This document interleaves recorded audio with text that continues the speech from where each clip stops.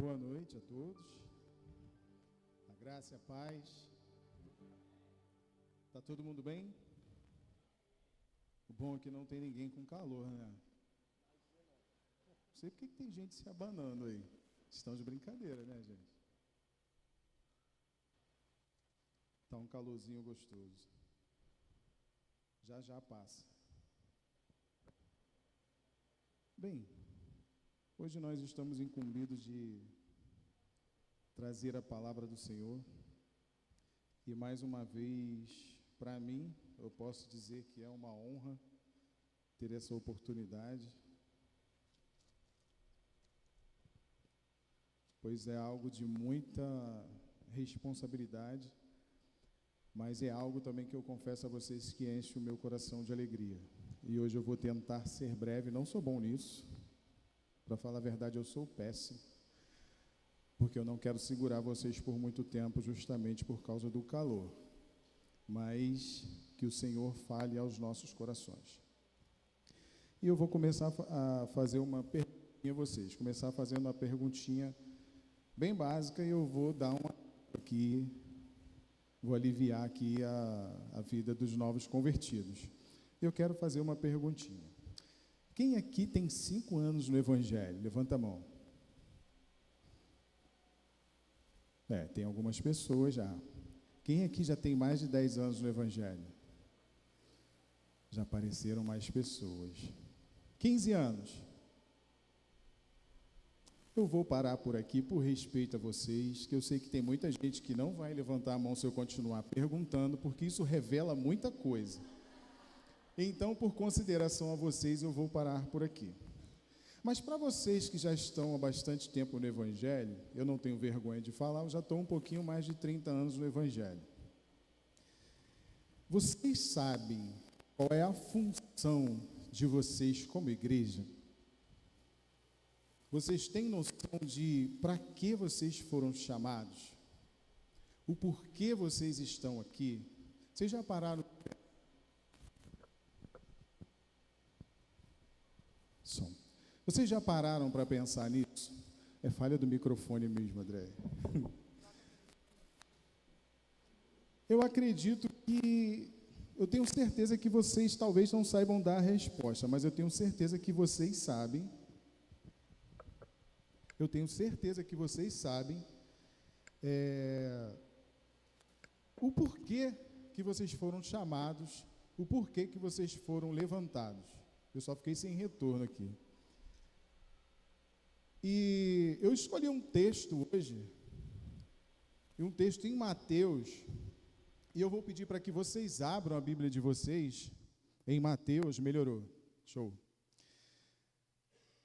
Lá no capítulo 5, e a gente vai ler dos versos 13 ao 16. Mateus, Evangelho de Mateus, capítulo 5, a gente vai ler do verso 13 ao 16 para a gente poder descobrir, se é que alguém não sabe, descobrir qual é a nossa função como igrejas aqui na terra.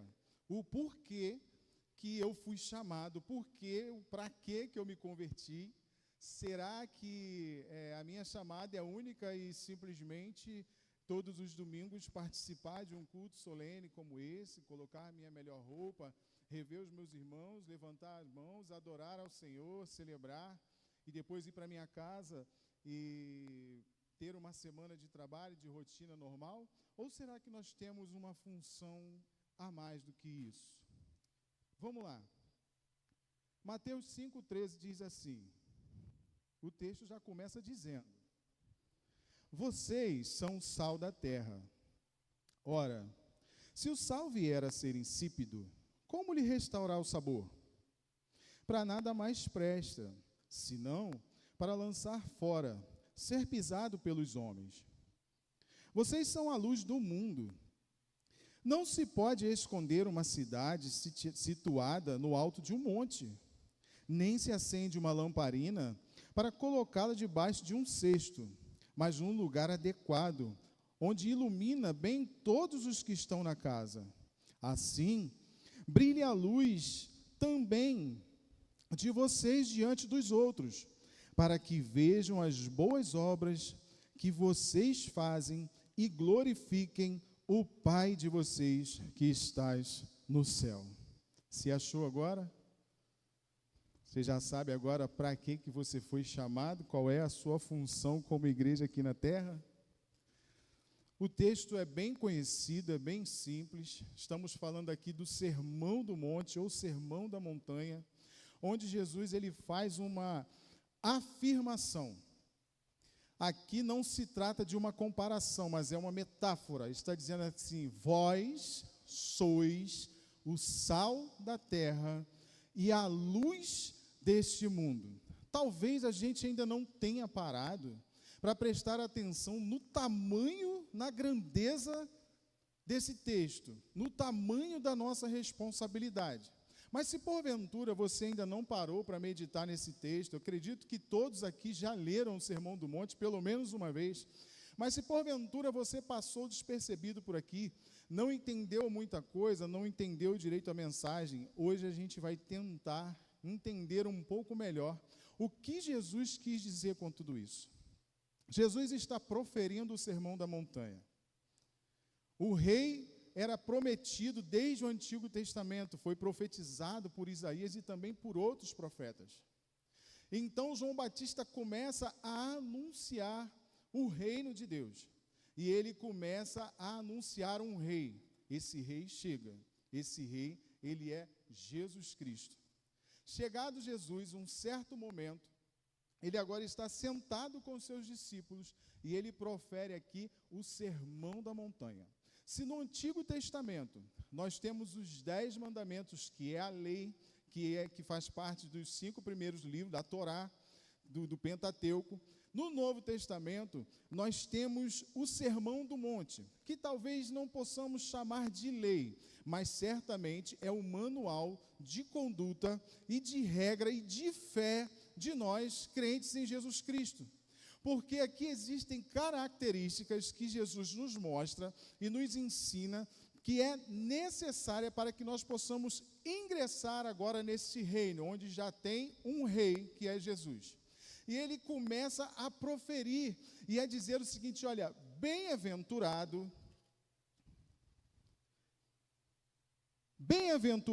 os pobres em espírito, porque deles é o reino dos céus. Bem-aventurados os que choram, porque serão consolados. Bem-aventurados os mansos, porque herdarão a terra. Bem-aventurados os que têm fome e sede de justiça, porque serão saciados. Bem-aventurados os misericordiosos, porque alcançarão misericórdia. Bem-aventurados limpos de coração, porque verão a Deus. Bem-aventurados os pacificadores, porque serão filhos de Deus. Jesus vai proferindo uma série de 8 bem-aventuranças. E aqui, Jesus está falando sobre características. Aquilo que nós precisamos obter para fazer aquilo que Ele determinou que nós fizéssemos. Aqui Jesus diz, olha, essas são as credenciais necessárias. Isso aqui te credencia como crente. Isso aqui te credencia como servo de Deus, como servo do Senhor. Passando para a segunda parte desse texto, agora Jesus vai nos ensinar o que nós devemos fazer. Se primeiro ele nos mostrou as características necessárias para ingressar nesse reino, uma vez ingressado nesse reino, obtendo todas essas características, ele agora vai nos dizer o que nós precisamos fazer, como nós devemos proceder. Se aqui nós pegamos as características, ele agora começa a nos dizer quem nós somos. E ele começa dizendo dessa forma: vós sois o sal da terra. E quando Jesus profere dessa forma, dizendo que nós somos o sal da terra, você sabe o que Jesus está dizendo? Ele está dizendo que nós não somos pessoas normais. Porque o sal, ele não é um alimento normal. Ele não é um produto, um mineral normal.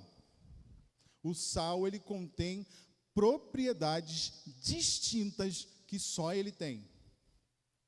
Só para vocês terem uma ideia, existia um ditado popular entre os romanos, no Império Romano, que dizia que as duas coisas mais importantes que existiam para ele eram o sal e o sol, ou seja, o sal e a luz.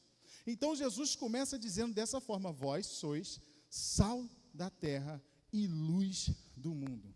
E eu separei aqui, anotei, para eu não esquecer, algumas propriedades que esse sal tem.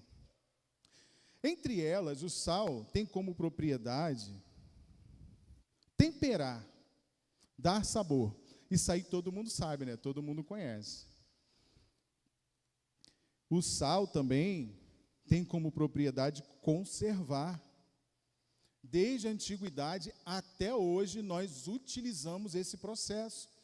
A gente vê isso na carne seca, a gente vê isso lá no bacalhau, que vocês comem aqui no fim do ano, feito pelo pastor de vocês. A gente vê isso aí em vários locais, na carne de sol, para quem é nordestino aí. Eu não sou nordestino, mas eu amo carne de sol. Então, a gente vai ver que é um costume, um uso de uma substância que já é milenar, que atravessa gerações. Só para a gente ter uma ideia da importância do sal. O sal também tem como propriedade desinfetar. Se a gente for ver lá em Ezequiel 16, a gente vai ver que os hebreus tinham o costume de esfregar sal nos recém-nascidos. Era para limpar mesmo, purificar, desinfetar. O sal também era componente de ofertas cerimoniais, unidade de troca. Os oficiais romanos naquela época, muitos deles, a maioria deles, recebiam como em pagamento sacos de sal. E eles trocavam aquilo ali por alimentos, vendiam. E então eles iam construindo o seu império, seu pé de meia, enriquecendo, sustentando suas famílias. Para quem não sabe, eu acredito que vocês saibam, até porque uma vez a Érica deu uma aula sobre isso aqui, é daí que vem a origem da palavra salário. O sal também é antisséptico. Ele é utilizado para combater bactérias, fungos, enfim, essas são as propriedades do sal. Mas nós não vamos falar sobre todas as propriedades do sal.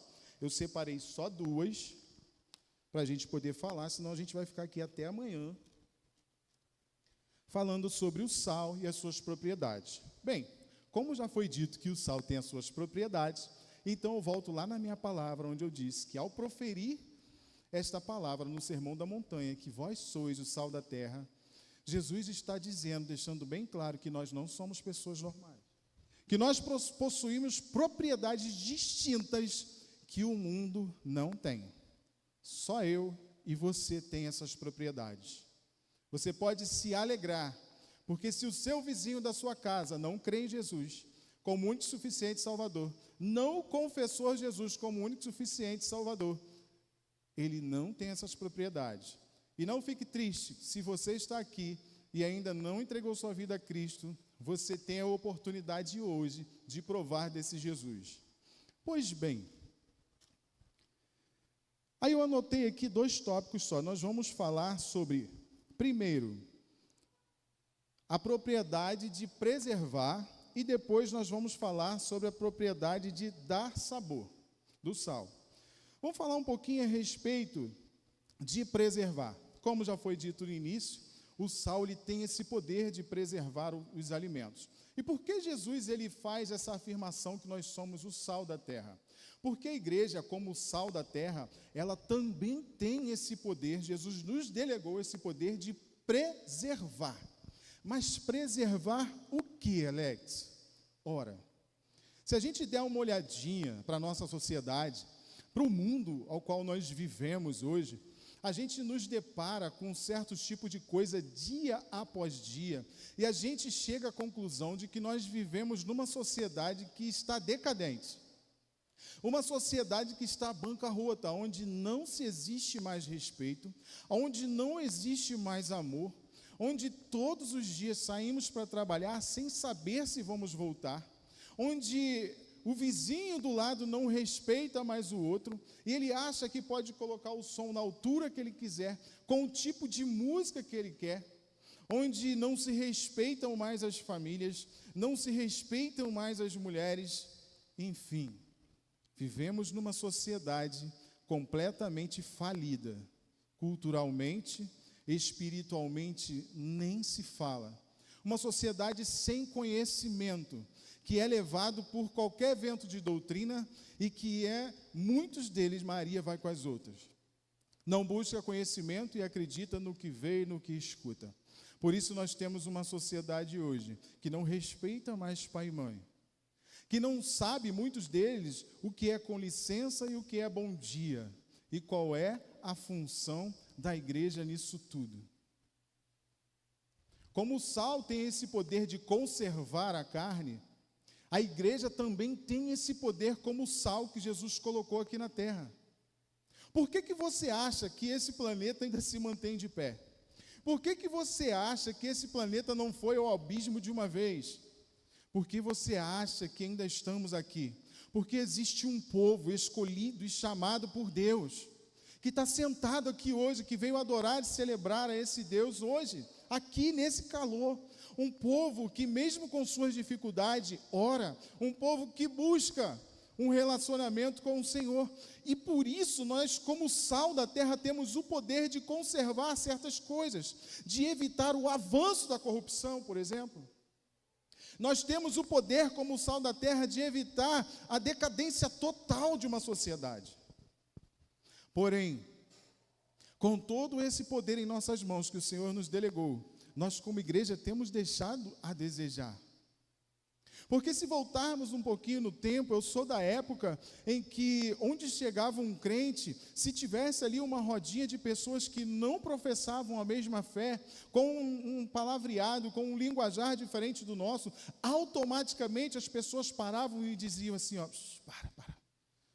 Chegou fulano, a fulana, é servo de Deus, é crente, vamos maneirar aí.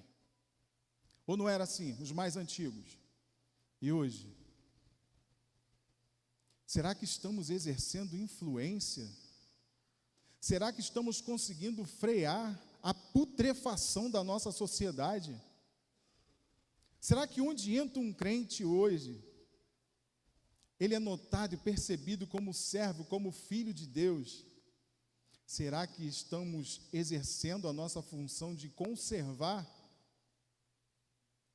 os bons costumes e os valores que a vida nos ensinou, que a sociedade plantou e que principalmente Cristo exigiu que nós tivéssemos?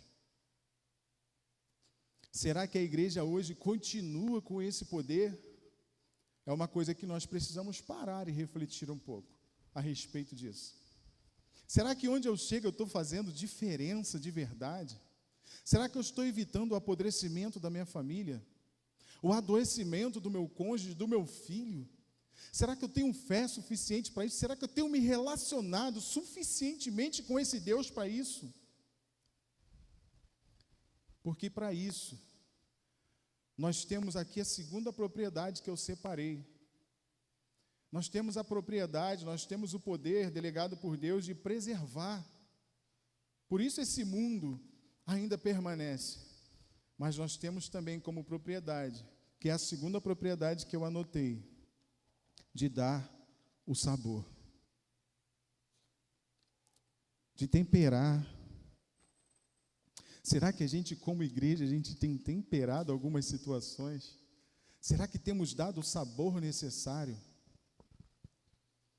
O nosso casamento, a nossa vida conjugal, será que a nossa esposa tem recebido o tratamento que merece? Com palavras de amor, com palavras de compaixão, com palavras de cumplicidade. Será que o companheirismo tem feito parte das nossas relações conjugais? Como será que nós estamos tratando os nossos filhos? Que tipo de influência nós estamos dando para ele? Que tipo de tempero nós estamos passando para ele? Será que nós somos orgulho, motivo de orgulho para eles?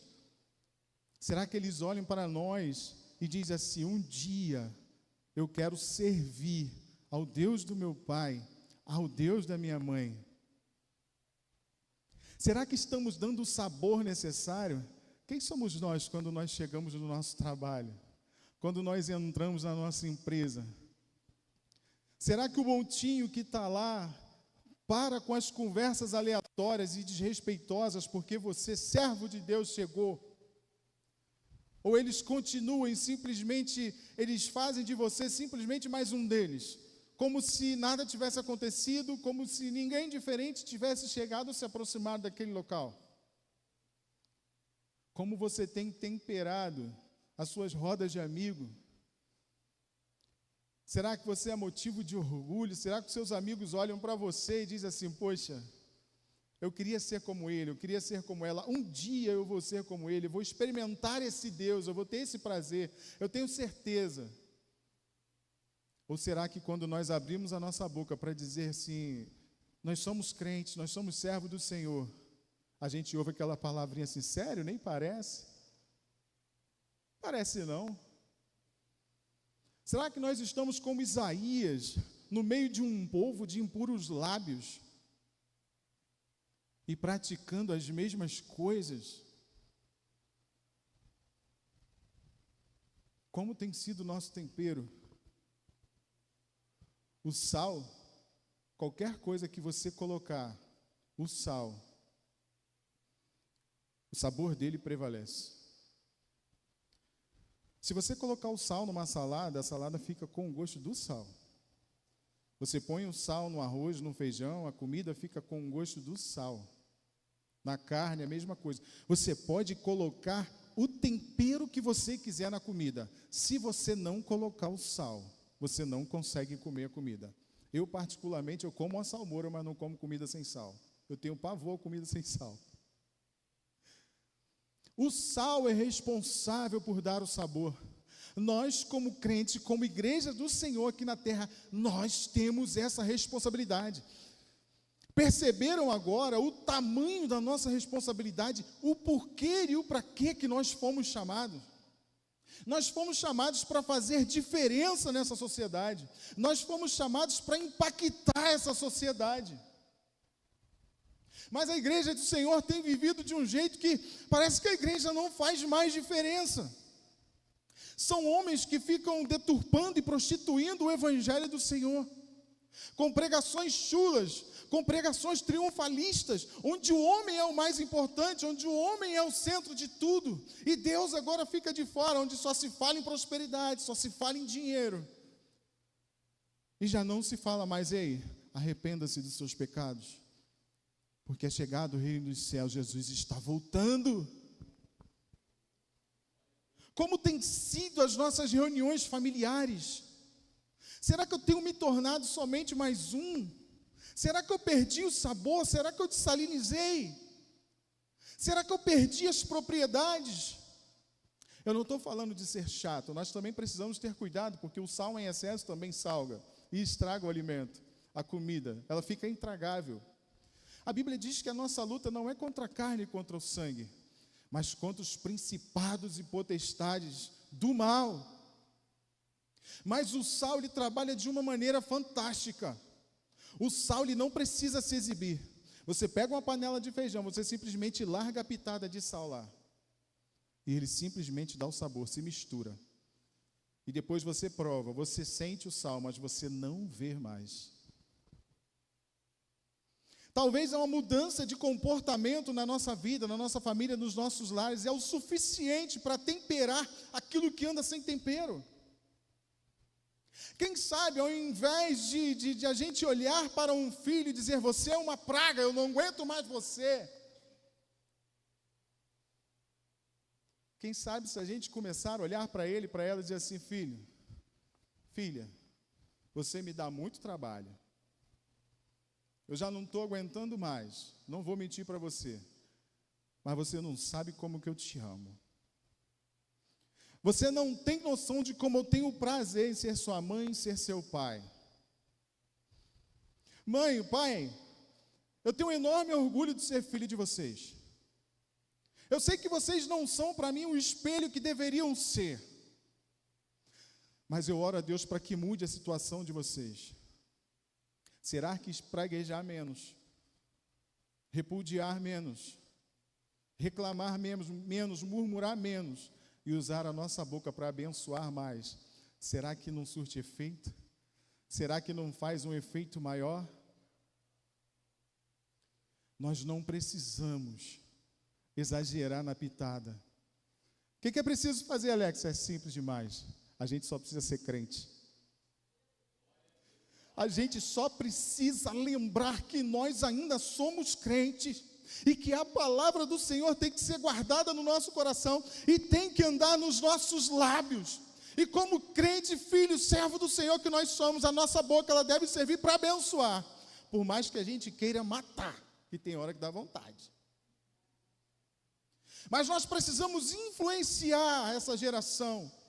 Mas a verdade é que a gente está vivendo situações onde famílias cristãs, hoje tem pessoas completamente doentes, jovens e adolescentes adoecidos, precisando fazer terapia, com todo respeito à terapia, com todo respeito aos profissionais, o máximo respeito aos profissionais da área da psicologia, psicanálise. Mas a ciência, ela vem há anos a fio, se gabando de ter resposta para as coisas, de ter o conhecimento das coisas. Foi assim na Renascença, eles diziam ter a sabedoria, o conhecer. Não foi diferente também no século XVIII com o iluminismo. Eles falaram que ia revolucionar o mundo, porque eles iam descobrir a cura para doenças, combater e acabar com o mal, endireitar e consertar as famílias. E o que é que a gente viu? Morte, guerras, Primeira, Segunda Guerra Mundial, pestes, pragas, ebola, febre amarela, gripe suína, coronavírus, gripe espanhola. Foi tudo o que nós vimos. Eles não conseguiram, e até hoje a ciência não consegue. A única coisa que ela tenta é desconstruir a existência de Deus e de Cristo, e quanto mais ela tenta, mais ela prova de que Deus existe. E onde é que nós estamos procurando o nosso conhecimento? Onde é que nós estamos procurando o nosso saber? E Jesus simplesmente está falando para a gente aqui em duas palavras: vós sois sal e luz. Vós sois sal e luz. Que resposta a gente anda procurando, meus irmãos? Onde nós estamos procurando respostas? Será que não é o momento da gente parar um pouco, refletir um pouco da nossa correria? Pensar um pouco menos em coisas bem materiais, em nós mesmos, e pensar um pouco mais no outro? Alex, você não sabe o que você está falando, você não sabe o que eu passo na minha casa. Eu já oro há anos pelo meu filho, há anos pelo meu marido, e nada acontece. Deixa eu te falar uma coisa, deixa eu lembrar uma coisinha para você. Você é crente.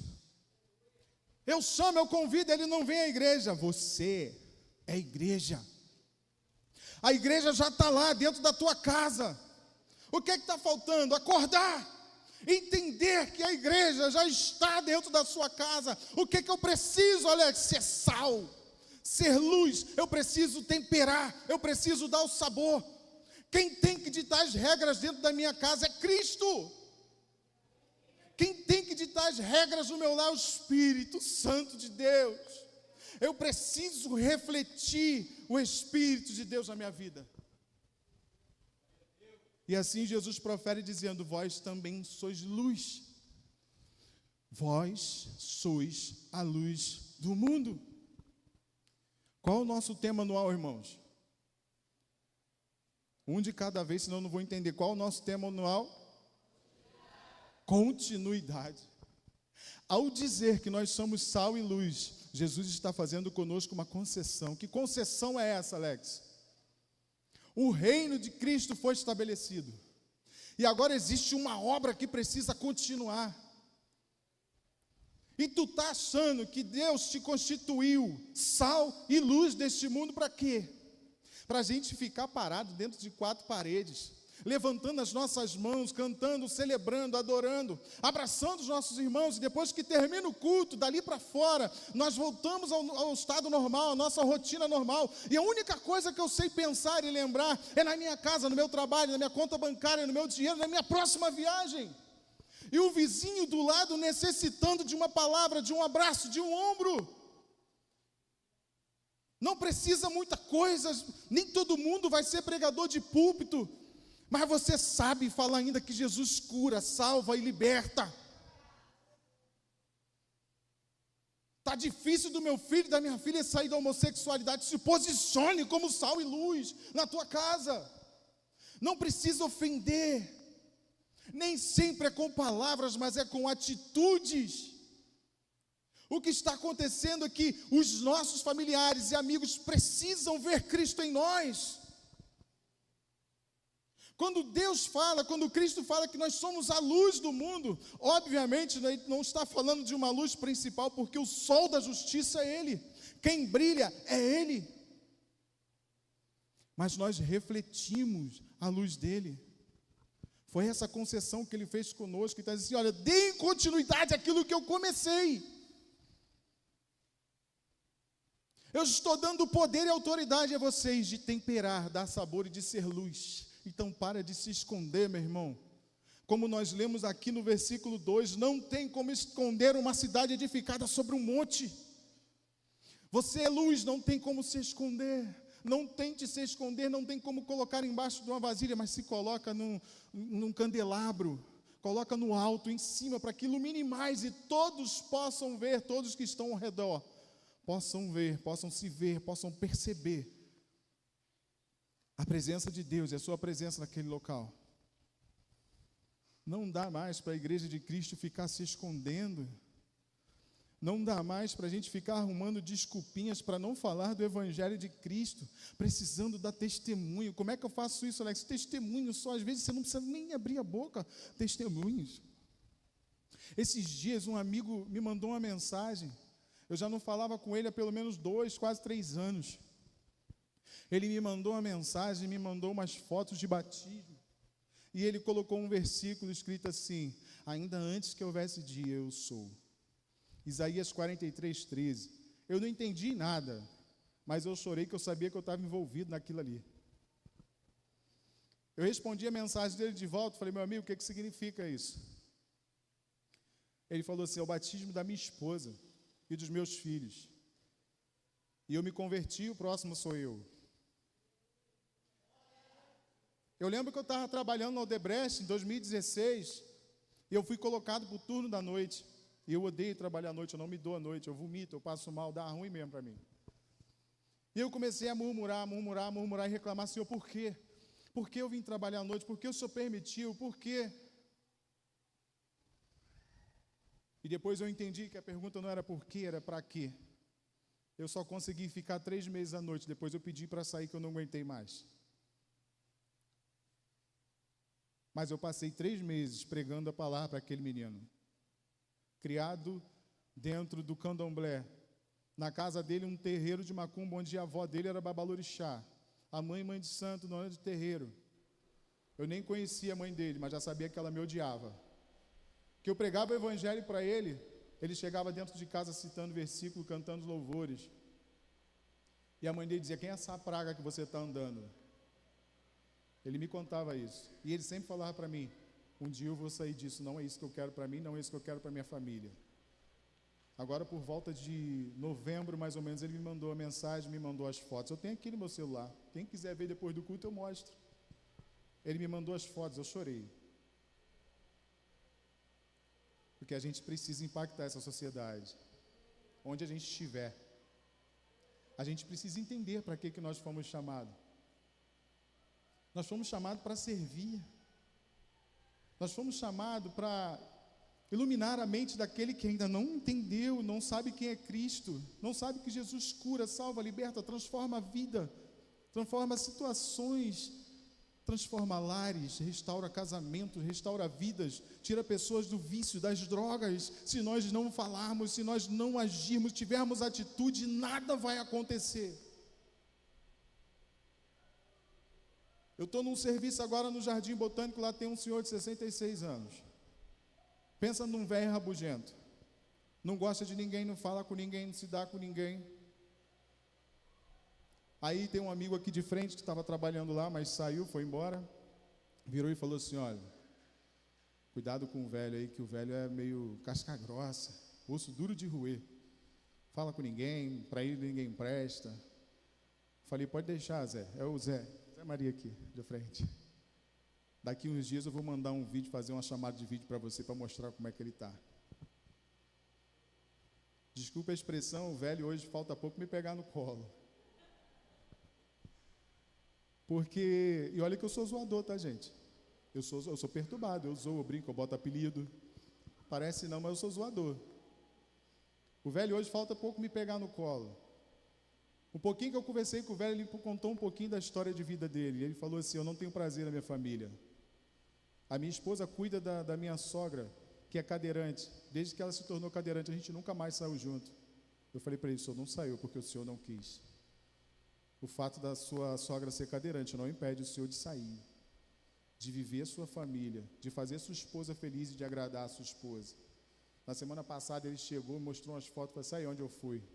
Deu uma saída com a mulher, assim mesmo, com a mulher. Levei minha sogra. Poxa, minha sogra se amarrou. Fiz uma chamada de vídeo para mostrar o Zé. Falei, Zé, como é que está seu Juraci? Fala, Zé, aí, os caras são bons, gente boa. Falou que não ia fazer café para a gente, está lá. Faz café para a gente de manhã e de tarde. A gente precisa impactar, a gente não precisa ser ranzinhos, a gente não precisa ser chato, a gente não precisa exagerar, a gente precisa apenas refletir essa luz do sol da justiça em nossas vidas. A gente só precisa ser crente, gente, e conhecer o poder que está em nossas mãos, mais nada. É uma pitadinha só, não precisa muita coisa. É uma pitadinha só de Paulo. Estael pode vir para cá, eu já estou encerrando. É uma pitadinha só de Paulo. Olha o que aquele homem fez sozinho, gente. De perseguidor a perseguido. Sozinho, aquele cara acabou com a bacia do Mediterrâneo. Listra, Derbe, Icônio, Tessalônica, Éfeso. Sozinho, olha o que aquele cara fez, a revolução que ele fez no Evangelho. O maior pastor que teve depois de Jesus, o maior missionário depois de Cristo, o maior apóstolo, o maior evangelista, está entre as 20 mentes mais célebres que existem na humanidade, Paulo. Desacreditado, 14 anos esquecido, jogado de lado, porque as pessoas não tinham credibilidade nele, foi falado hoje de manhã pelo pastor Cláudio. Uma pitadinha só, chamada Paulo. Olha o que esse homem fez na humanidade. Responsável pela metade do Novo Testamento. E tem o Romanos como sua carta magna. Aí você vai dizer assim, mas Paulo, o cara era letrado. O cara foi aluno de Gamaliel, filho de Simão. O cara falava 3 idiomas: latim, grego, hebraico. Sabe o que Paulo precisou para ser sal e luz para a humanidade? Um barquinho velho, cujo ele naufragou. Um papiro e uma pena e alguns cárceres, algumas prisões. Paulo não tinha iPhone, Paulo não tinha acesso à internet, Paulo não tinha regalias, Paulo não tinha carro elétrico, carro importado, Paulo não tinha nada disso. Mas Paulo tinha uma coisa com ele que eu acho que está faltando hoje na igreja, é a presença de Deus com ele. Paulo entendeu sua chamada. Ele entendeu que era sal, que precisava dar sabor, que precisava ser luz para alguém. E aquele homem simplesmente se dispôs a fazer a obra de Deus. E aquele homem revolucionou o evangelho e a humanidade. Uma pitadinha só de Elias. E perguntar, és tu, perturbador de Israel? uma pitadinha só de João Batista e confundiram ele com Cristo. Tu és o Cristo. Ele disse: quem dera, não sou. Eu não sou nem digno de desamarrar as sandálias dele. Eu só batizo com água, mas o que vem aí após mim, ele tem poder e ele batizará com fogo, com o Espírito Santo. Talvez está faltando só uma pitadinha na sua casa. Talvez está faltando só uma pitadinha na sua vida. Quem sabe você esqueceu suas origens e você não sabe mais quem você é e para que você foi chamado. Mas eu venho aqui nessa noite para trazer essa palavra para dizer que você é servo do Senhor, que você é sal e que você é luz. Você foi chamado para brilhar. Você não é qualquer pessoa. Você possui propriedades que o mundo não tem.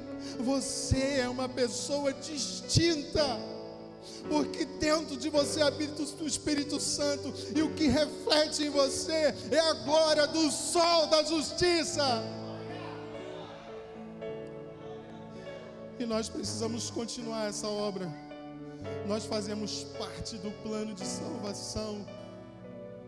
Seria tão bom se na hora da nossa conversão a gente viesse aqui à frente, levantasse a nossa mão e Jesus falasse assim: vem, filho, não tem lugar mais para você aí nesse mundo. Seria maravilhoso. Mas ele está dizendo assim: não, você não vai vir agora, você vai ficar aí, porque tem pessoas aí que precisam de você. Tem pessoas aí que precisam ser tratadas, precisam ser cuidadas. Tem pessoas que precisam ouvir o meu evangelho. Você é importante nessa obra. E eu quero concluir com Filipenses 1:6, porque eu estou certo que aquele que começou a boa obra em minha vida é fiel para completar. E precisamos deixar de ser menino e ficar utilizando alguns versículos para o nosso uso, para o nosso bem próprio. A obra que Deus começou e iniciou na nossa vida é a obra de salvação e redenção. Essa obra, ela passa por justificação, santificação e glorificação. Você já foi justificado. O processo de santificação nós estamos passando. Seja limpo, seja separado, seja santo para o Senhor, seja diferente, faça a diferença nessa sociedade, mostre diferença no teu lar, no teu relacionamento, na tua casa, no teu trabalho, até o dia da glorificação, até o dia do grande dia do Senhor, onde finalmente estaremos com Ele, e nós não precisaremos mais nos preocupar com o amanhã, com dinheiro, com conta bancária, com criação, onde simplesmente vamos desfrutar de um reino celestial, 100% governado por Cristo, juntamente com o seu povo, juntamente com a igreja. Que Deus abençoe a sua vida, que você possa voltar para casa hoje com uma perspectiva diferente, falar assim: Senhor, até aqui eu tenho errado, eu tenho deixado a desejar, mas eu quero ser diferente, eu quero ser sal, eu quero ser luz. Não perca a salinidade, porque se você perder a salinidade, o mundo vai te pisar, o mundo vai te atropelar, o mundo não vai te reconhecer como servo do Senhor. Mas se você se posicionar como sal e luz dessa terra, você vai dar continuidade à obra de Cristo, e o sol da justiça brilhará em você, e eu tenho certeza que você vai impactar vidas, e você será tremendamente abençoado. Que Deus abençoe a sua vida nessa noite. Para mim foi um prazer trazer a palavra para vocês nessa noite. Eu agradeço a minha oportunidade em nome de Jesus.